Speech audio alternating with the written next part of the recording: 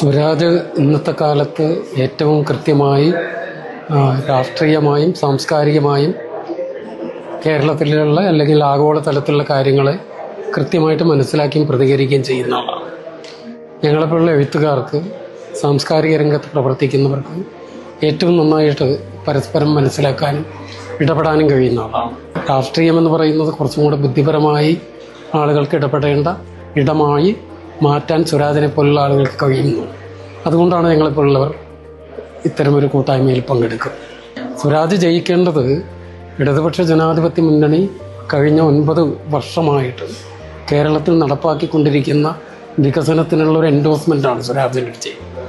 അതുപോലെ തന്നെ സംശുദ്ധ രാഷ്ട്രീയത്തിൻ്റെ, മാന്യമായ രാഷ്ട്രീയ പ്രവർത്തനത്തിൻ്റെ, അതാണ് ഞാൻ നേരത്തെ സൂചിപ്പിച്ച സ്വരാജിനെ പോലുള്ള ഒരു ചെറുപ്പക്കാരൻ കേരള നിയമസഭയിൽ ഉണ്ടായിരിക്കേണ്ടത് കേരളത്തിലുള്ള ജനങ്ങളുടെ ആവശ്യമാണ്.